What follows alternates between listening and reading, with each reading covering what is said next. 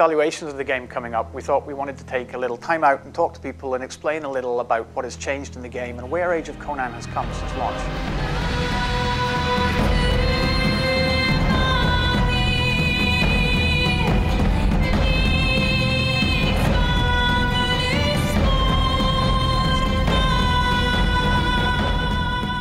We took a look at the player feedback through all the channels that we had, through our forums, through the press, and through speaking to players directly, playing on the live servers and seeing what the state of play was in the game. We realized that there were several areas of the game world where the players felt that the content wasn't quite there, that there were level ranges where there wasn't enough content for the players to level up smoothly, and we wanted to address those areas and make sure that the players had enough content so that they could experience the game without feeling they ever had a gap.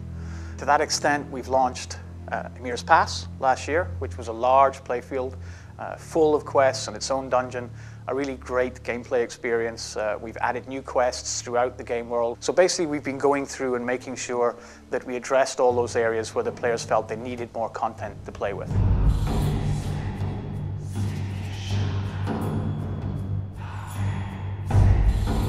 So for example, when we revamped Black Castle, we decided to try and focus on teamwork. We wanted this to have a team going inside this dungeon, have a bit of an Indiana Jones experience for this dungeon, and feel that we really had to work together. They had to be cooperative and enjoy this as a team. Not only throughout boss fights, but actually throughout the dungeon to be able to go through each of the rooms. There are loads of traps and loads of things that they need to figure out, loads of things that, requires some certain abilities from certain players that others actually cannot do, and each of them will actually find their own strength within this dungeon as we play through. What I get the team to, or ask the team to focus on, is very much on always asking the question, is it fun? Remembering that the players are here for a reason and that we have to make the content fun, interesting and dynamic for the players. If we can get that right, everything else kind of slots into place after that. The players were a lot happier with the dungeon after the revamp compared to the way it was just after launch. And it actually gave us a bit of support knowing that we were going in the right direction. We were actually doing things that the players wanted to see and that people enjoyed playing. And this is something now we really keep in mind. It's good when the players actually tell us when we're doing things right, because we're going to try and do it a lot more in the end.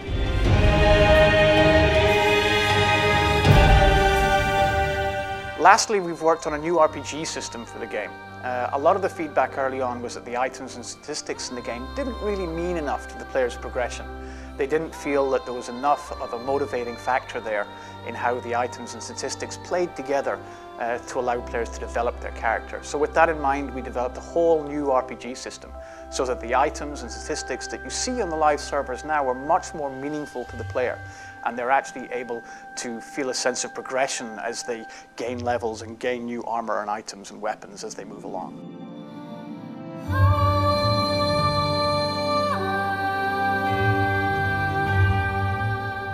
I really feel like there's a lot of content in the game and there's a lot to be done from levels 1 to 80. But what really keeps players after they've reached level 80 is the community. And that's really what ties a massively multiplayer game together. And so the dynamic team is really looking at how to tie players together and really get them to feel like their choices in the world are meaningful and the players around them are more the game than the monsters and the dungeons, and that's the flavor, but the community is really what drives a game like ours. I think we're definitely seeing a positive trend in how the players are reacting to the game. I think the players are acknowledging the hard work that the team are putting in.